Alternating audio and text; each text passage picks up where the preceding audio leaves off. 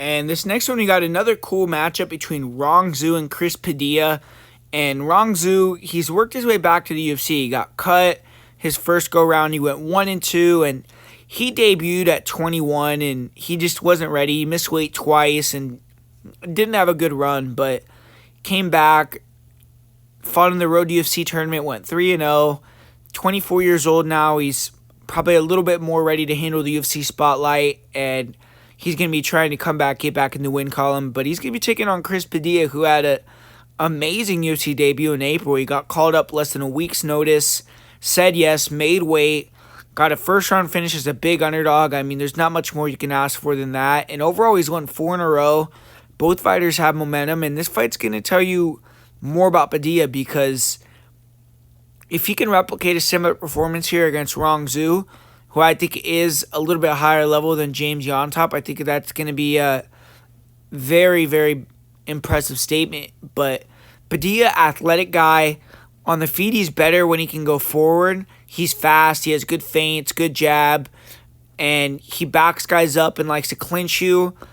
You kind of have to pressure Padilla to be successful. He is fast, so he'll time some nice counters, and he does have power, so you have to have a chin. You kind of have to be defensively aware with your pressure, but he doesn't check leg kicks, and he is pretty hittable, Padilla. So fighters walk him down, kind of shut down his wrestling, get the beat on his counters. They're going to be able to have success on the feet. And Padilla does have good wrestling, though. He has solid cage wrestling. He has good timing in the open mat.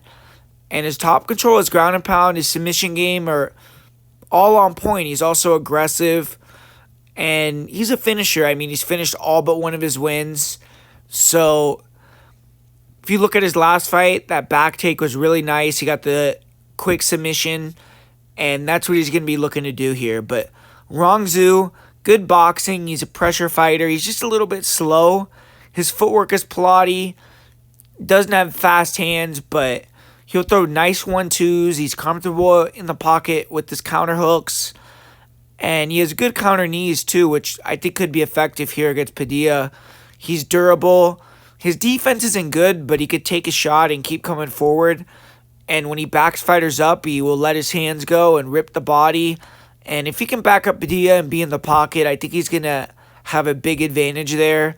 He is slower, and I think he's going to have to, I don't know if lose the first round, but probably figure out how to get inside in the first couple minutes of the fight. And he might have some issues with the speed, but I think if he can't finish Rong with a choke or something early, I think Rong may start to be more effective with his pressure, do damage, and get ahead.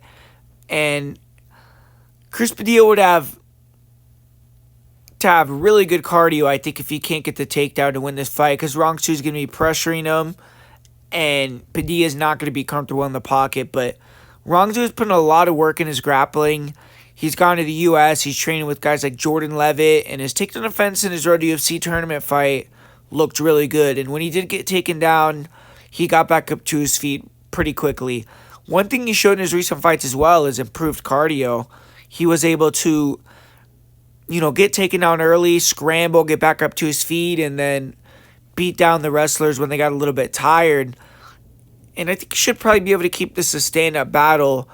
And I edged this fight to Rong. I believe that in round 1 that he could struggle with the speed, but after the first, I think he's going to pressure, use that boxing, and get a decision win here. So give me Rong to get the job done.